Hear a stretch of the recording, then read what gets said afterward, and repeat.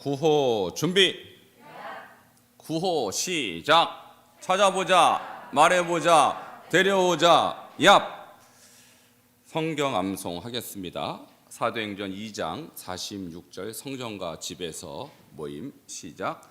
날마다 마음을 같이하여 성전에 모이기를 힘쓰고 집에서 떡을 떼며 기쁨과 순전한 마음으로 음식을 먹고. 사도행전 2장 46절 말씀. 아멘. 두 번째 주 성경 암송 구절 에베소서 4장 13절 그리스도인의 완전 시작. 우리가 다 하나님의 아들을 믿는 것과 아는 일에 하나가 되어 사람을 이루어 그리스도의 장성한 분량이 충만한 데까지 이르리니. 아멘. 4장 13절 말씀. 아멘. 이 두 구절이 소그룹에 관한 성경의 중요한 진리입니다. 하나는 교회가 어떻게 부흥했는가, 모여서 예배했고 소그룹으로 교제했어요. 이 두 교회가 조화를 이룰 때 교회는 부흥했습니다. 역사적으로 그랬다는 얘기죠. 사도행전을 통해서. 또 하나는 그럼 그 소그룹을 왜 하나님은 우리에게 가르치고 계십니까? 그리스도인의 완전을 향하여 나아가는 도구이기 때문에 우리가 소그룹을 알아야 한다는 것이죠. 근데 소그룹에 관한 기록과 역사를 찾아보면 가장 탁월한 지도자가 바로 웨슬리예요. 제가 이제 감리교 목사이기 때문에 웨슬리를 택한 것이 아니라 속으로 연구하다 보면 웨슬리 빼고는 할 말이 없습니다. 그만큼 웨슬리 목사님의 초기 감리교 운동이 소그룹 중심으로 이루어졌다는 것입니다. 지난 3과의 복습을 위한 질문, 다시 한번 여러분에게 제가 질문하겠습니다. 웨슬리의 속회 운영 목적은 무엇입니까? 네, 속회를 통해서 성도님들의 성화를 가속화시킬 수 있고, 그 성화의 끝이 바로 그리스도인의 완전, 우리가 다 하나님의 아들을 믿는 것과 아는 일에 하나가 되어 온전한 사람을 이루어 그리스도의 장성한 분량이 충만한 데까지 이르니. 그래서 그리스도의 장성한 분량이 충만한 데를 영어로 보면요, 그리스도의 완전, perfection, 이렇게 기록이 되어 있어요. 그러니까 예수님의 완전하신과 같이 우리도 그 완전을 향하여 나아가도록 우리는 요구를 받고 있다라는 것이죠. 이것이 속회 운영의 목적이었습니다. 그럼 웨슬리 목사님의 속회 운영 전략은 무엇이었습니까? 5가지로 이렇게 요약을 할 수 있죠. 첫 번째, 무슨 중심? 왜 속장을 중심으로 했느냐면 속장을 목회자로 생각했던 거예요. 그 당시 속장은 당연히 평신도였고요. 속장의 권한을 최대한 줌으로써 목회적 리더십을 발휘하도록. 그래서 감리교가 급속도로 부흥했던 이유는 리더십을 빨리 그리고 많이 세웠기 때문입니다. 우리 교회도 리더들이 있죠. 목장에 목자가 있고 부목자가 있습니다. 또 각 선교회의 회장님들 계시죠. 이런 분들이 사실은 목회자적인 스피릿을 갖고 계셔야 되는 분들이에요. 그저 목사님이 그냥 이렇게 지명하는 사람이 아니라 목회자의 한 역할을 감당해야 되는 분들인 것입니다. 두 번째, 무슨 중심? 훈련 규칙 중심으로 했다라는 것입니다. 어떻게 훈련시켰냐면 일종의 규칙을 정했어요. 그래서 오늘은 이제 신도회 규칙이고 다음 주에 속회 규칙을 말씀드릴 것인데, 웨슬리 목사님이 성도님들을 훈련시킬 때는요, 규칙적으로 훈련시켰어요. 그때 생각나는 대로 훈련시킨 것이 아니라 프로그램이 있었다라는 거예요. 그래서 어떤 프로그램을 어떻게 해야 될지 누구나 다 알 수 있도록 정확하게 규칙을 제시했습니다. 그래서 우리 감리교를 메소디스트라고 하는데, 메소드가 방법, 규칙 그런 뜻이에요. 그래서 방법대로 규칙대로 계속하다 보면 성화에 이른다. 그래서 우리 감리교를 규칙쟁이 이렇게 비아냥거렸다. 외부 사람들이 너무 규칙하니까. 그러나 그 웨슬리 목사님의 주장은 뭐냐면 규칙 없이 좋은 그리스도인 만들 수 없다라는 거예요. 그냥 성령의 필을 받고 성령의 느낌을 받고 그때 다른 신앙생활을 할 수 있다. 잘못하면 그 성령의 임재가 없으면 어떻게 되는 거예요? 나락으로 떨어질 수 있다는 것이죠. 그러니까 그런 위험한 생활을 하지 말고 규칙적인 신앙생활을 요구했습니다. 세 번째 무슨 중심? 네, 속회 보고서 작성. 그래서 철저하게 모임에 관한 리포트를 올렸습니다. 결국 그런 리포트가 쌓여서 한 사람에 관한 정확한 영적인 상황 분석이 될 수 있었던 것이죠. 자, 그 다음에 뭘 했다고요? 자, 참회자반을 운영해서 영적으로 떨어진 사람, 그러나 그분이 회생하기를 소망한다면 참회자반을 운영해서 영적으로 재활을 적극적으로 도왔습니다. 자, 그 다음에 다섯 번째는요, 회원제 운영과 회원 제명, 엄격하게 자격을 제한해서 정말로 자기가 죄 사함 받기 원하는 사람, 장차 이 말 심판에서 구원받기를 원하는 사람들은 어떻게든 훈련을 받겠지만 그런데 관심이 없는 사람들, 그런 사람들은 3회 이상 결석하면 제명하는 그런 엄격한 전략을 펼쳤습니다. 자, 그러면 오늘은 웨슬리 목사님이 4개의 그룹을 운영했다고 그랬죠? 첫 번째가 뭐였습니까? 기억나십니까? 웨슬리 목사님이 4개의 그룹을 운영했어요. 그 중에 하나가 연합신도회라고 그랬죠? 그럼 연합신도회라는 것은 뭐냐면 대회배 같은 거예요. 대회배. 자, 예수 믿기로 결심한 사람들이 모이지 않았겠어요? 그러면 모여서 자, 오늘은 고색동 신도회가 수요일 날 모입니다. 내일은 평동 신도회가 모입니다. 자, 이런 평동 신도회, 이런 사람들을 다 합해서 연합 신도회라고 했던 거예요. 그러면 이 연합 신도회를 어떻게 운영하는지 규칙이 있었어요. 그냥 막 운영한 게 아니에요. 한 페이지 넘겨주세요.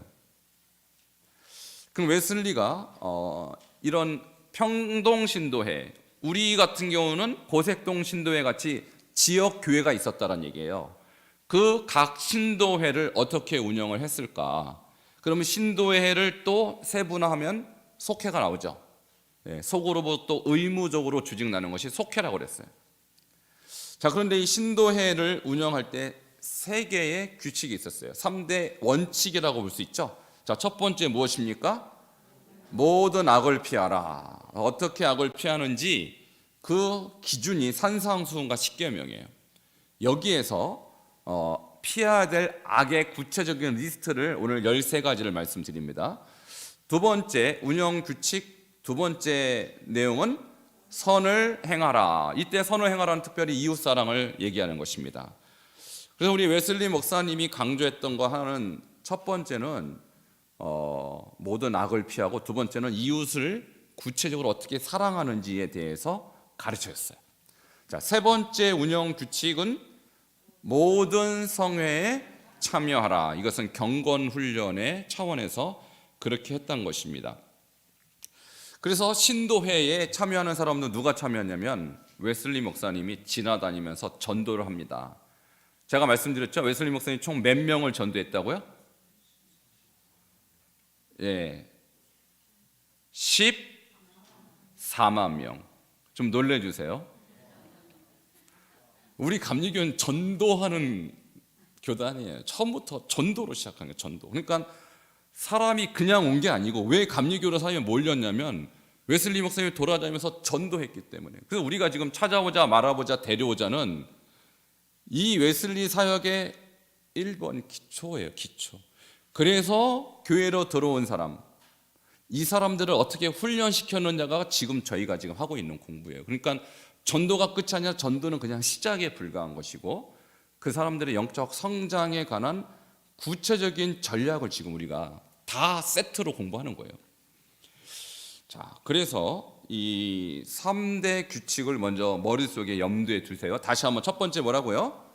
모든 악을 피하라. 두 번째, 선을 행하라. 세 번째, 모든 성회에 참여하라.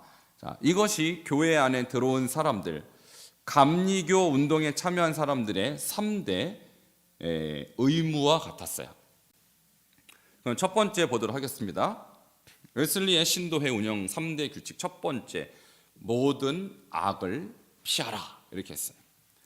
근데 구체적으로 어떤 악을 피해야 했을까요? 자, 첫 번째는요, 주의를 범하는 것을 첫 번째로 나쁘게, 악하게 생각했습니다.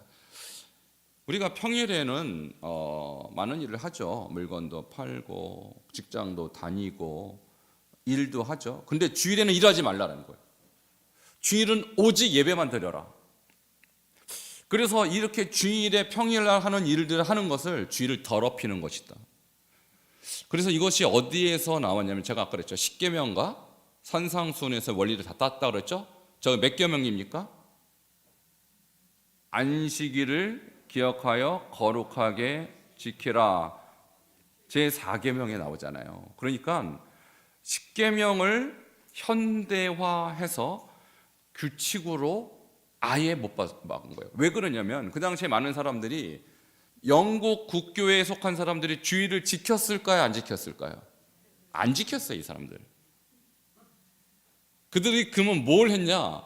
유아 세례 받고 결혼식 때 교회에서 결혼식하고 죽을 때 교회에서 장례식하면 나는 그리스도인 이렇게 여겼단 말입니다. 주일 같은 거 안 지켰어요. 지금도 영국 가보잖아요. 평소 때는 노인네들 몇 명만 앉아있어요. 그 큰 교회에. 그럼 나머지 사람들 어디가 있을까요?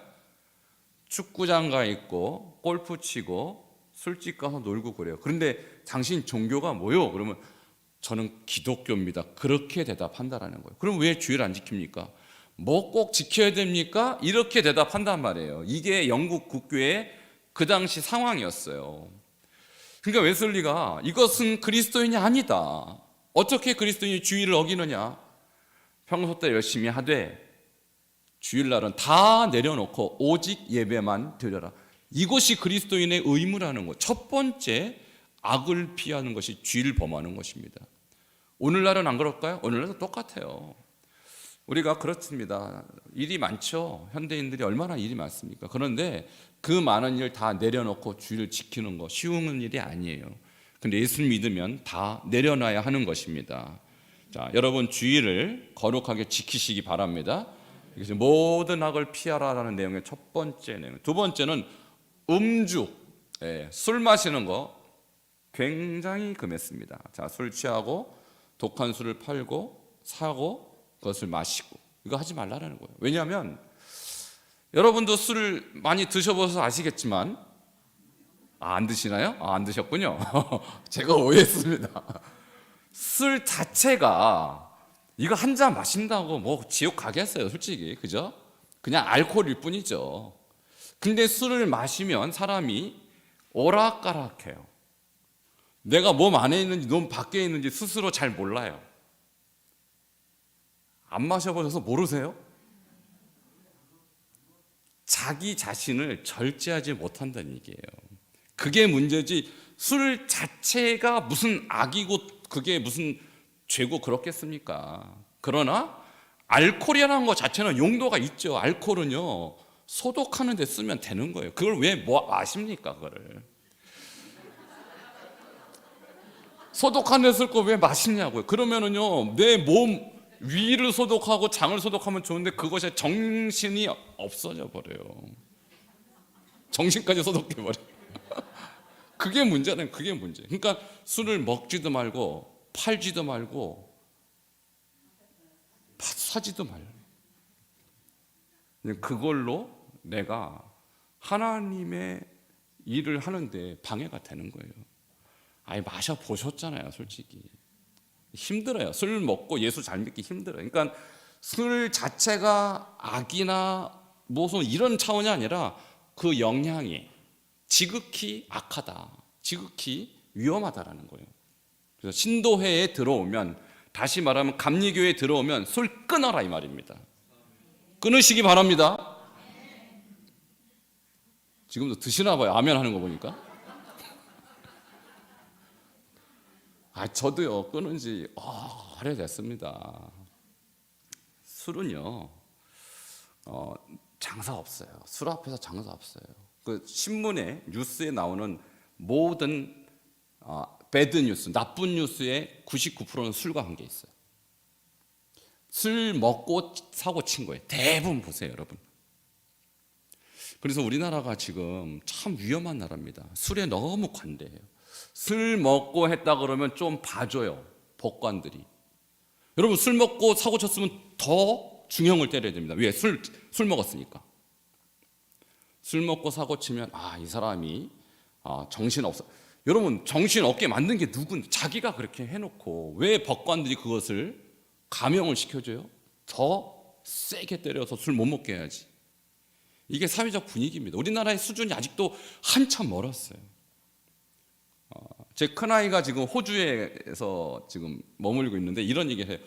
호주는요 선진국입니다. 어떤 면 선진국이냐면 술집에서 술을 팔다가 이 사람이 술 취한 것 같으면 내쫓습니다. 술 취하는 거 자체가 법적으로 금지되어 있어요. 술 마셔도 되는데 취하면 법적으로 범죄에 해당하는 거예요. 취하는 것 자체가. 우리나라는요 그런 범죄가 없죠. 그러니까 뒷수습은 엄청나게 큰 사건이 발생된 다음에야 수습이 되는 그런 형국입니다. 자, 이것이 두 번째. 세 번째, 자, 모든 악을 피하라의 세 번째 내중에 싸우지 말라. 싸움이 악이라는 거예요. 언쟁, 소란, 신자 간의 특별히 법적 다툼, 이것은 악 중의 악이다. 여러분, 특히 교회에서 싸우는 것은요 하나님 앞에서 싸우는 거잖아요, 그죠? 하나님 보고 계셔요, 그죠? 근데 하나님 앞에서 싸우면 어쩌란 얘기예요? 어쩌란 얘기예요, 여러분? 하나님이 그거 빤히 보고 누가 이기나 구경만 하실까요? 저는 하나님 앞에서 싸우는 것은 최고로 위험한 행동이라고 생각합니다. 절대 싸우면 안 돼요. 특별히 신자 간의 법적인 다툼까지 가서는 절대로 안 되는 것입니다. 이것은 그 당시 신도회 안에서 중요하게 여긴 세 번째 규정이었어요. 네 번째, 욕하면 안 돼요. 내가 누구한테 욕을 먹었어요? 그럼 우리도 보통 내가 한 번 욕 먹으면 나도 한 번 욕하는 게 보통 사람들의 반응입니다. 그런데 욕을 욕으로 갚지 말라. 악도 악으로 갚지 말라. 신도는 그렇게 사는 것이 아니라는 거, 신자는. 세상 사람들은 그렇게 살죠. 근데 예수 믿는 특별히 감리교회에 들어오신 성도님들은 그렇게 사는 것은 잘못된 것이다, 이렇게 배웠다는 거예요. 여러분, 욕을 끊으시기 바랍니다. 욕을 안 하시는군요. 끊을 것이 없네요. 욕하면 안 돼요. 이 입이 문제예요. 사실은 큰 문제가 어디서부터 그냥 말로 시작합니다. 모든 싸움도 말이고 모든 갈등도 말부터 시작해요. 말을 조심하셔야 돼요. 다섯 번째, 이거는 우리가 매일 하는 건데 저도 찔렸습니다. 지나친 흥정하지 말라는 거예요. 물건을 사고 팔 때 좀 깎아주세요. 이 말 해요, 안 해요? 요즘은 깎아달라고 할 곳이 별로 없는 것 같아요. 다 정가제라. 근데 여러분 그런 격 있으시죠? 좀 싸게 해주세요. 물론 우리도 싸게 하면 좋겠지만 파는 사람 입장에서는 그분 입장에서는 손해죠. 그런 입장이 필요한 거예요. 그래서 그분이 좀 깎아주면 감사합니다 그래야지 그걸 깎아주세요. 나중에 알아요, 반석중앙에서 온 걸. 그 교회 참 이런 소리 듣는단 말이에요. 깎지 마세요. 그냥 얼마예요? 알겠습니다 하고 그냥 제 값을 주셔요. 그럼 나중에 저 교회가 반석중앙교회구나, 참 수준이 있네. 여러분, 그게 예수 믿으라 소리보다 더 강력한 전도입니다. 할렐루야. 그러니까 흥정, 이 사람이 날 속이는 것 같으면 흥정해야 되지만 딱 보고 정가 비스무리하면 그냥 받아들이시는 게 그게 성도다운 모습이라는 거예요. 다섯 번째, 지나친 흥정하지 말라는. 여섯 번째, 밀수품, 밀수하지 말라. 뭐 우리가 평소 때 밀수할 일이 있겠어요, 솔직히. 그러니까 우리의 어떤 삶의 정황하고는 좀 틀린데, 오늘날 우리가 밀수와 유사한 그런 어떤 문제를 만일 제안하자면 제가 이런 것이 생각나요. 여러분, 이런 거 있죠. 현금으로 내면 깎아주는 거 있죠. 부가세 안 냅니다. 이런 거 있죠. 그럼 무슨 뜻인가요? 그게 엄밀히 말하면 그분이 세금 떼어먹겠다 소리거든요. 그게. 그러니까 밀수하고는 좀 차원이 다르지만 상대방이 나한테 그것을 제안했을 때, 아, 이 사람 세금 떼어먹으려고 그러는구나, 이런 생각을 우리는 잘 안 합니다. 내가 유익을 좀 보겠네, 이런 생각 한단 말이에요. 그럼 내가 지불한 돈도 세금을 안 내는 결과가 나오는 것입니다. 국가적으로 손해죠. 기독교인이 국가에 손해를 끼쳐선 될까요? 안 됩니다. 그런 차원에서 누가 현금 내면 깎아주겠다, 이 말을 여러분 조심하십시오. 우린 그리스도인으로서 국가에 대한 의무도 다 해야 됩니다. 그 세금이 적든 많든 그거 조금 이득 봐봐야 여러분 인생에 크게 도움 안 됩니다. 그때 기분 조금 좋을 뿐이에요. 이게 이제 밀수품 판매와 좀 비견할 수 있는 예가 아닌가, 그런 생각이 들어요. 아멘이십니까? 찔리시죠? 네, 저도 찔렸습니다. 저도 이거 공부하면서 그 생각이 들더라고요, 제가. 근데 어제 우리 교단에서 우리 경기 지방의 목사님들 회의가 우리 교회에서 있었어요. 근데 다른 교회 가면요, 그 시골 교회도 떡을 얼마나 풍요롭게 맛있게 많이 해드리는지 우리도 부담이 됐고, 저도 떡을 좀 해야겠다 해갖고 요 건너편 동네 가서 떡을 했어요. 모찌를 했어요. 모찌. 근데 아니나 다를까 그 사장님이 현금으로 내면 이렇게 나오는 거예요. 그래서 제가 현금 못 냅니다 그랬어요. 카드밖에 없습니다. 그랬더니 사장님이 저한테 그러는 거예요. 원래는 10%인데 깎아드릴게요. 그러니까 이것은 세금은 세금대로 정확하게 내면서 그분이 자기의 권한을 가지고 정식으로 제가 카드 냈지만 본인이 좀 깎아줬어요. 자, 그런 건 괜찮아요. 근데 내야 될 걸 안 내고 제가 이득을 취했다. 그건 잘못된 거죠. 그러니까 여러분, 이제부터는 현금 박치기 조심하십시오. 그게 하나님 앞에서 정직한가 한번 우리가 돌이켜 봐야 돼요. 자, 이것이 웨슬리 신도회 운영 규칙을 우리식으로 적용하는 것이다. 저는 이렇게 생각해요. 7번째, 고리 이자를 취하는 거 있죠. 자, 은행은 5%인데 나는 7% 받으면 안 돼요.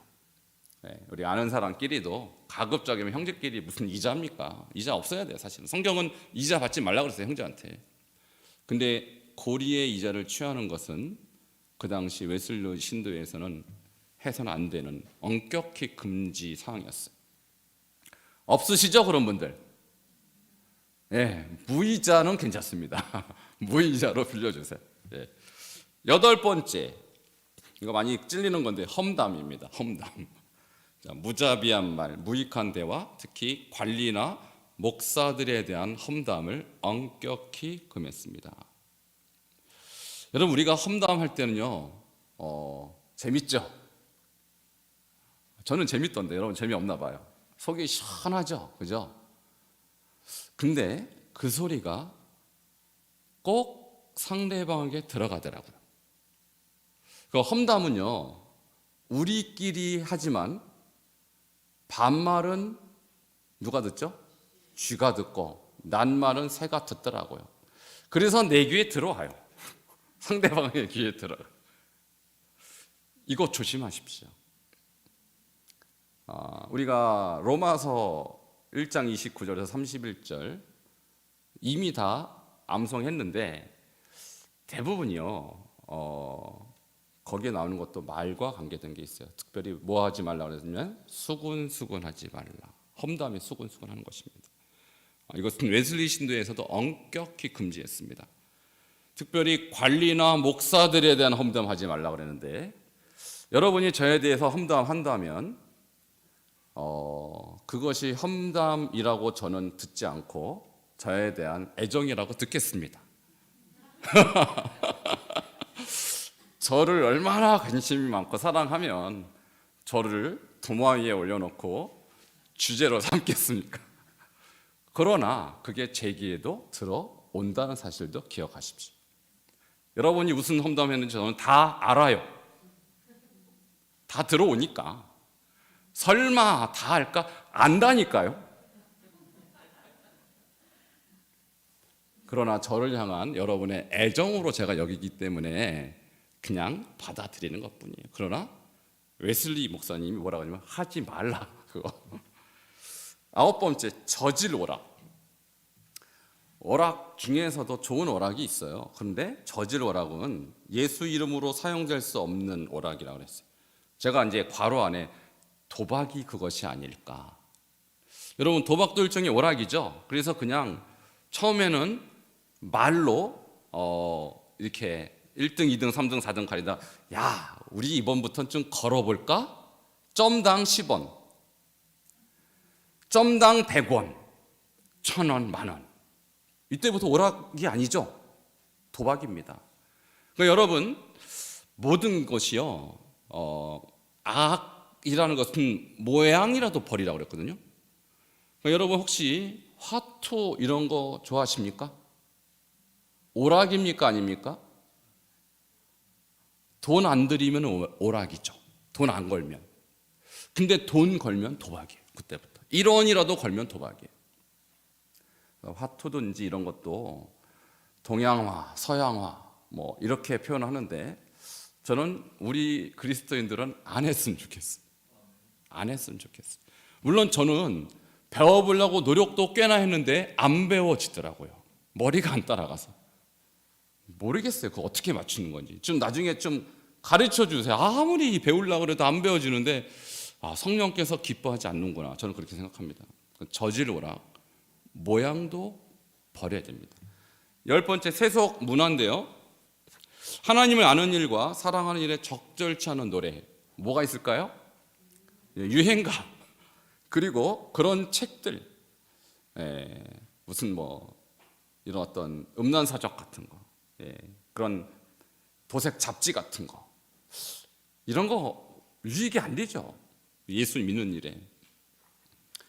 유행가도 가끔 보면 좀 은혜스러운 게 있긴 있더라고요. 가끔. 그러니까 어머니에 관계된 유행가, 뭐 아내를 위한 노래인가요? 아내에게 바친 노래? 이런 거 보면 은혜가 좀 되더라고요. 근데 그런 것들 빼고 나머지는 뭐 당신이 내 마음에 있고 없고 뭐 이런 게 보면 주님이 있고 없고가 중요하지 대부분이 남녀간의 애정 같은 거 아니겠어요? 근데 그거 자꾸 부르다 보면 주님 대신 그녀가 내 마음을 사로잡는 거예요. 그건 조심하셔야 돼, 이런 것들. 그러니까 우리가 코로나 때 한국을 뒤흔든 것이 트로트죠. 트로트. 저도 아무 생각 없이 트로트 보면요, 은혜가 되더라고요.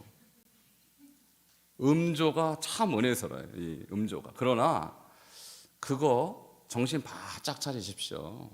우리가 말씀과 기도와 찬양 속에서 은혜를 받을 것을 걔네들이 쏙 빼앗아 가는 거예요. 조심하셔야 돼요. 세속 문화를 조심하시고, 11번째가 투기입니다. 투기.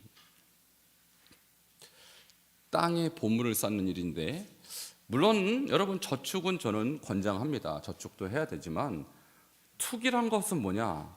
노력한 것 이상의 것을 얻고자 하는 것이 투기라는 것이죠.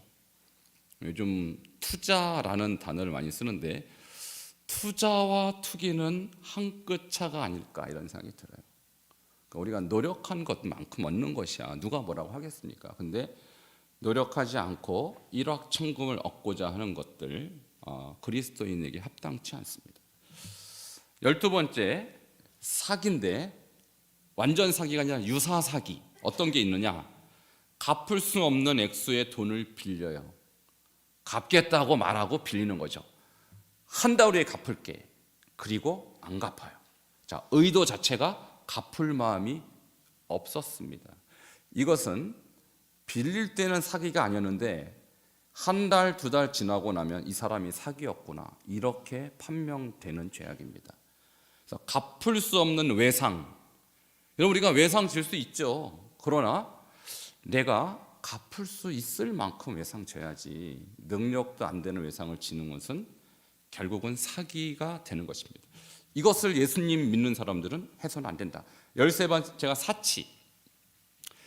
사치스러운 옷이라든지 장신구, 이런 것들을 금했습니다. 자, 13가지인데 다 기억하시죠? 예. 몇 번을 읽어보세요. 내가 이 중에서 몇 가지가 걸리는지 지금. 자, 여기에서 우리가 알 수 있는 것은 웨슬리는 십계명이나 산상수훈 등 성경이 우리에게 가르치는 경건 생활의 목록들을 그 당시 회원들의 실천의 기본으로 삼도록 했고, 신앙인으로서의 품격을 지키며 살도록 훈련했어요. 여기서 중요한 단어가 품격입니다. 품격. 저는요, 가끔 밖에서 예수 믿는 사람인 것 같은 느낌을 받는 사람들 가끔 만나는데, 나중에 보니까 예수 믿는 사람이 맞더라고요. 근데 그런 분들 보면 이분이 참 품격이 있구나. 근데 예수 믿는지 몰랐는데 나중에 보니까 그 품격은 엉망인데 교회에 중직인 경우를 제가 알게 됐어요. 저분이 예수 믿을 리가 없어. 근데 알고 보니까 교회 중직이에요. 이분은 품격이 없는 것입니다. 예수를 잘 믿는다는 것은요, 교회 생활 잘하는 것도 있지만 품격이 있어야 돼요. 품격. 특히 그리스도인에서 하지 말아야 될 이 13가지를 우리가 잘 기억하고 좋은 품격을 갖추시기를 바랍니다. 이것이 첫 번째, 하지 말아야 될 13가지 모든 악을 피하라에 해당하는 것입니다. 두 번째, 웨슬리의 신도회 운영의 3대 구축 중에서 두 번째는요, 선을 행하라.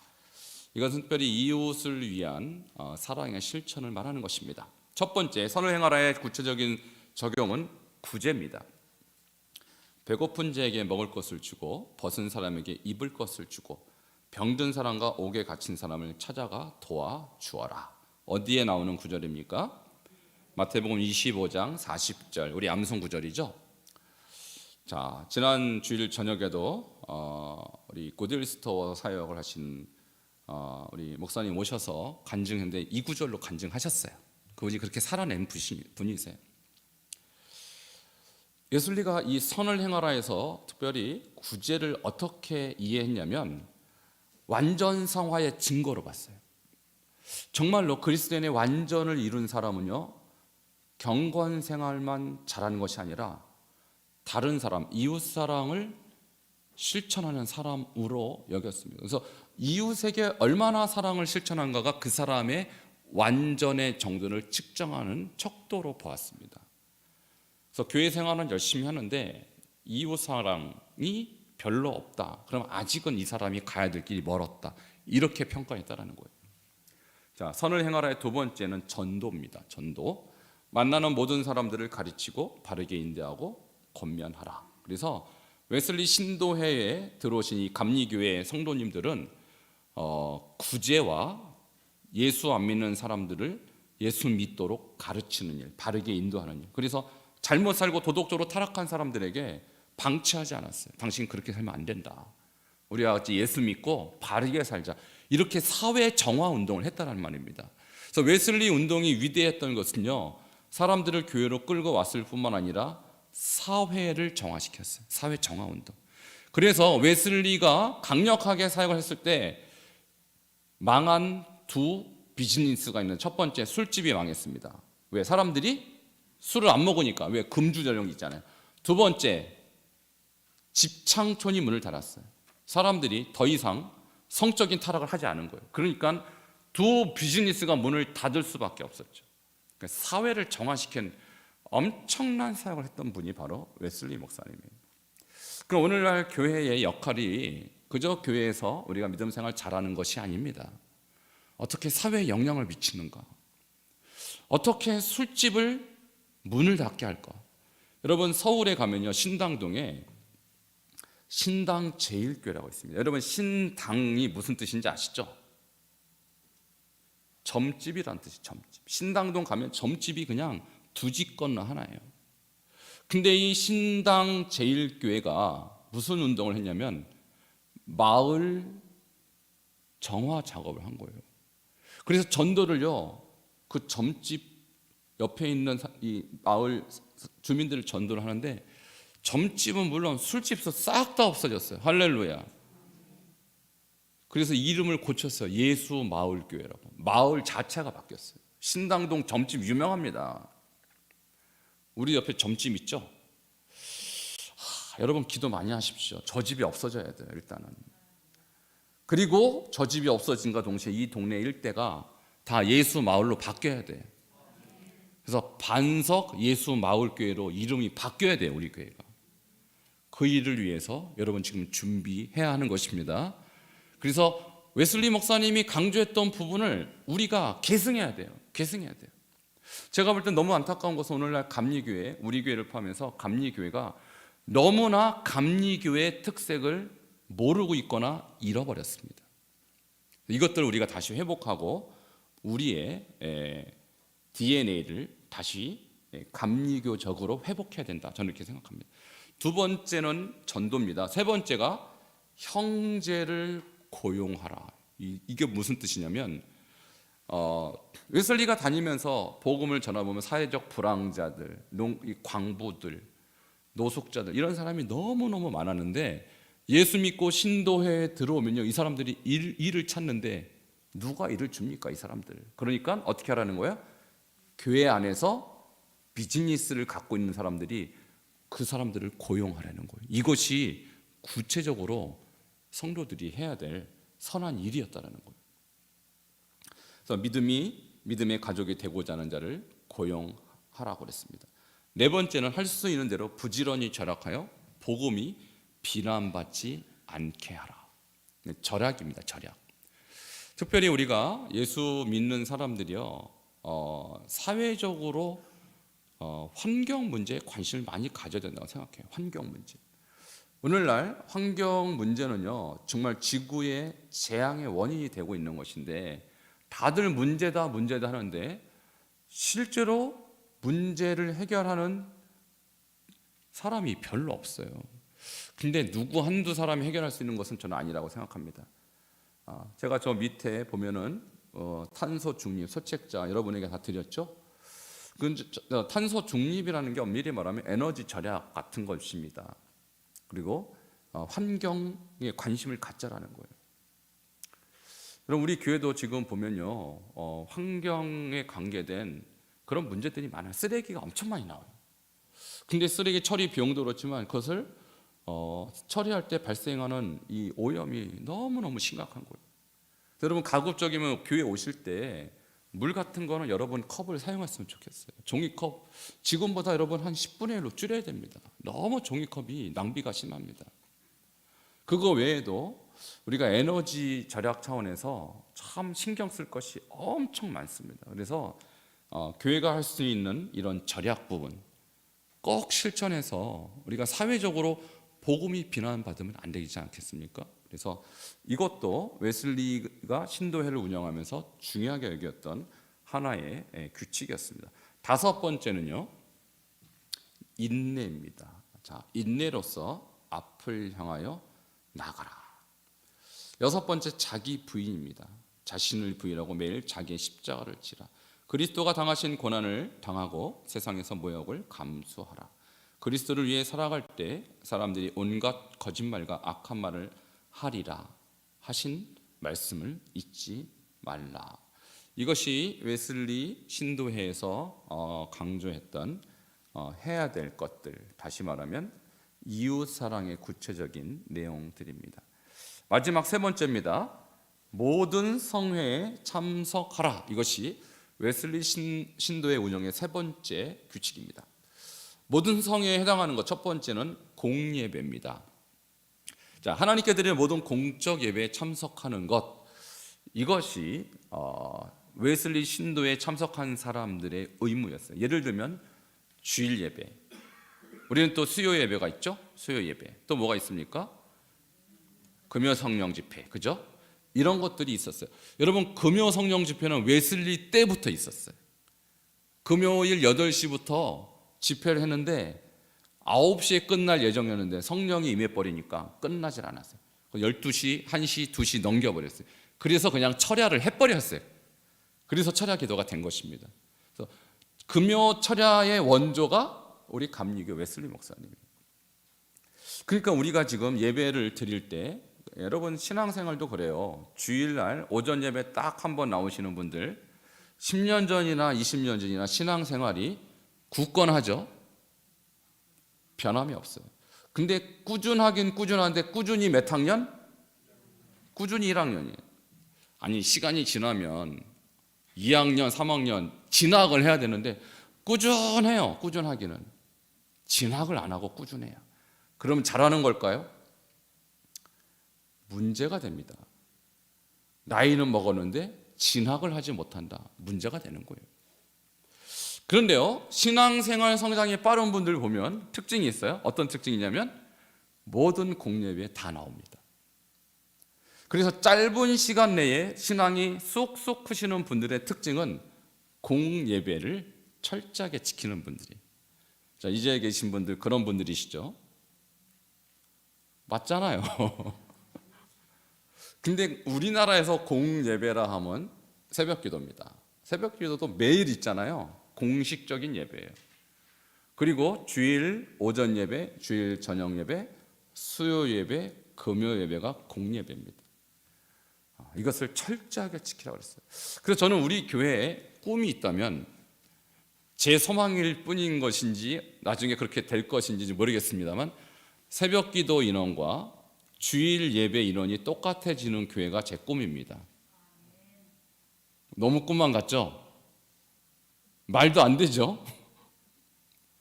근데 웨슬리는 그걸 주장했다라는 거예요. 웨슬리는. 왜? 웨슬리도 새벽기도 했는데 공예배에 다 참석하라는 거예요.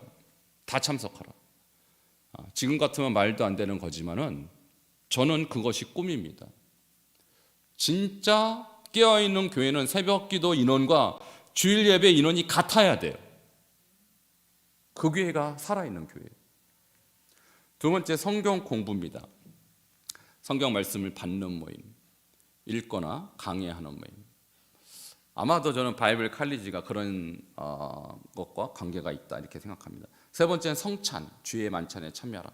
그때 시대는 아마 성찬과 예배를 분리했던 것 같습니다. 그러나 지금은 주일 예배 안에 성찬이 있기 때문에 이것은 우리가 따로 강조할 필요가 없는 것 같아요. 네 번째는 가족 예배 및 개인 기도. 그래서 웨슬리 목사님도 가족 예배를 상당히 강조했어요. 너희가 예수를 믿느냐? 교회뿐만 아니라 가정도 교회가 되게 하라. 그래서 가족 기도를 상당히 강조했습니다. 그리고 마지막 여섯 번째, 금식과 절식을 지키라. 그러니까 오늘날은 사실 금식이나 절식을 그렇게 의무화하지는 않지만 웨슬리 시대는 상당히 강조했습니다. 그래서 저도 개인적으로는 금식과 절식을 제 영성에 있어서 굉장히 중요하고 봐요. 물론 지금도 제가 여러 가지 목적이 있지만 아침은 가급적이면 저는 절식을 합니다. 그래서 잘 먹지 않고, 근데 그것이 뭐 건강에 관계된 것도 목적이 있지만 영적으로도 굉장히 도움이 돼요. 절식하는 것을 저는 권면합니다. 그 웨슬리의 신도의 규칙이 주는 의미를 두 가지로 요약하도록 하겠습니다. 첫 번째, 성화를 위한 공동체 훈련의 중요성이에요. 거듭난 신자라 할지라도 영적으로 올바로 성장하기 위해서는 서로의 지지와 격려와 영적 지도가 있는 공동체가 필수적이라는 거예요. 그래서 웨슬리 이렇게 말했습니다. 혼과 몸이 사람을 만든다면 성령과 훈련은 기독교인을 만든다. 그래서 웨슬리가 돌아다니면서 14만 명을 전도했지만 그가 볼 때 정말로 영적으로 성화의 길을 걷고 있는 사람은 10명 중 한두 명에 불과하다. 14만 명 중에 10,000명이나 2만 명만 진짜 믿음의 길을 걷고 나머지는 다 떨어져 나가더라. 그러니까 뭐가 필요하냐면 신도회라는 일종의 공동체가 필요했다는 거예요. 그럼 신도회는 왜 모이냐? 훈련시키기 위해서. 그러므로 거듭난 신자, 그 사람이 영적으로 어떻게 될지는 훈련에 달려 있다고 보았습니다.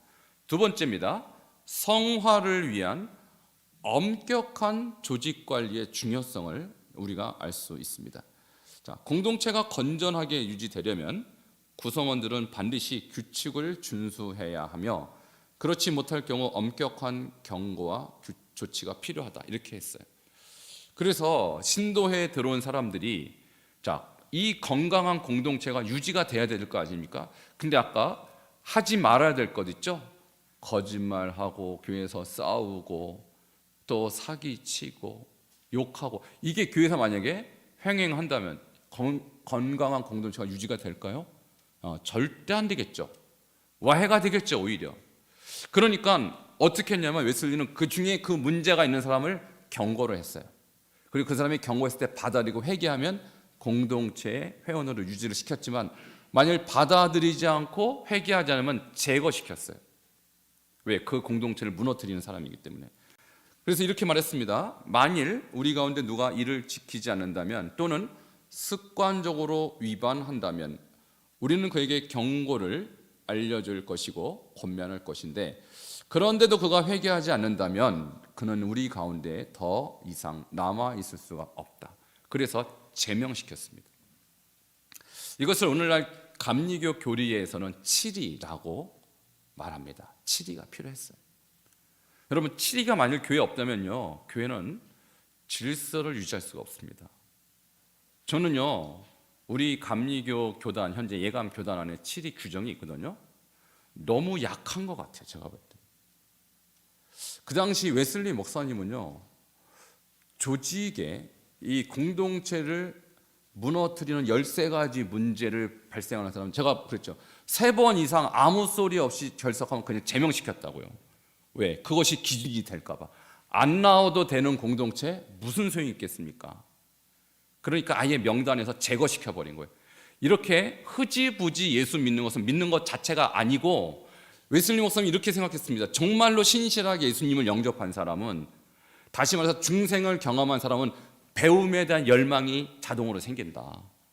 그래서 열심히 나와서 배우려고 하지 그렇게 흐지부지하지 않게 된다.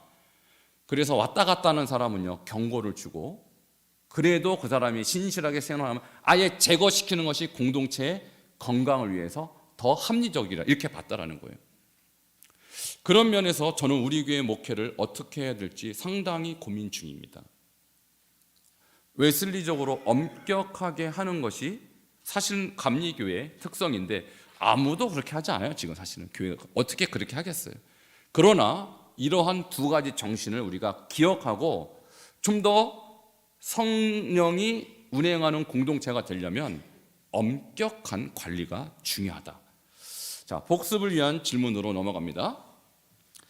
웨슬리의 신도회 운영 3대 규칙은 무엇과 무엇입니까?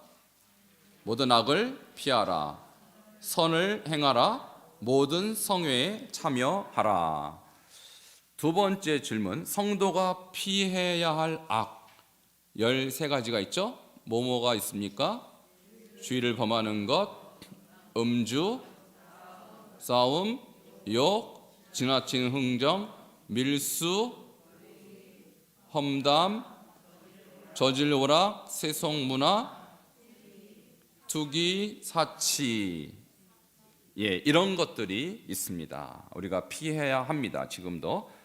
그 다음 성도가 세 번째 질문, 성도가 행해야 될 선은 뭐가 있습니까? 구제, 전도, 형제 고용, 절약, 인내, 자기 부인. 네 번째 질문, 성도가 참여해야 할 성회는 무엇이 있습니까? 공예배, 성경 공부 모임, 성찬, 가정예배 및 개인기도, 금식과 절식이 있습니다. 자, 그러면 5번째 질문, 신도회 운영 3대 규칙이 주는 2가지 교훈은 무엇과 무엇입니까? 첫 번째는 공동체 훈련의 중요성. 자, 두 번째는 엄격한 조직 관리의 중요성. 이 2가지를 우리가 배울 수가 있습니다. 자, 그러면 지금부터 2분씩 파트너를 만나서 오늘 강의 내용을 통해 내가 적용해야 될 실천 사항, 그것이 6번째 질문인데 여러분 교재에는 없을 거예요. 그러니까 1번부터 5번 복습을 다시 한번 하시고 맨 마지막 6번째 질문 스스로 해보세요. 나는 어떻게 적용할 것인가? 그래서 여러분의 적용까지 6번 질문을 넣으시고 답을 서로 나누시면 좋겠습니다.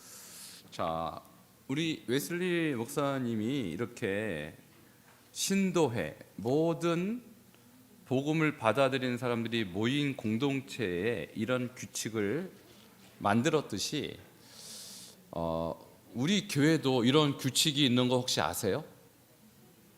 규칙이 있는 거 아세요? 요람을 안 보셨군요. 자, 요람에 규칙이 있습니다. 여러분은 별로 관심이 없는데 저도 규칙쟁이거든요. 메소디스트예요, 제가. 그래서 웨슬리 목사님을 지금 닮으려고 노력하고 있기 때문에 저도 규칙을 만들었습니다. 관심을 좀 가져주세요. 여기 보면요, 우리 요람에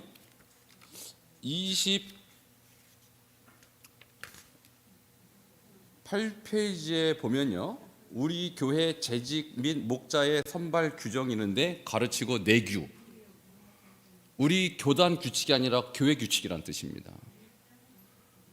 지금 여러분이 전혀 관심이 없기 때문에 여기에 눈을 안 두시는데 제가 다음 주에 이 규칙을 발표하겠습니다. 아마 여러분 깜짝 놀라실 거예요. 이런 규칙이 다 있었나?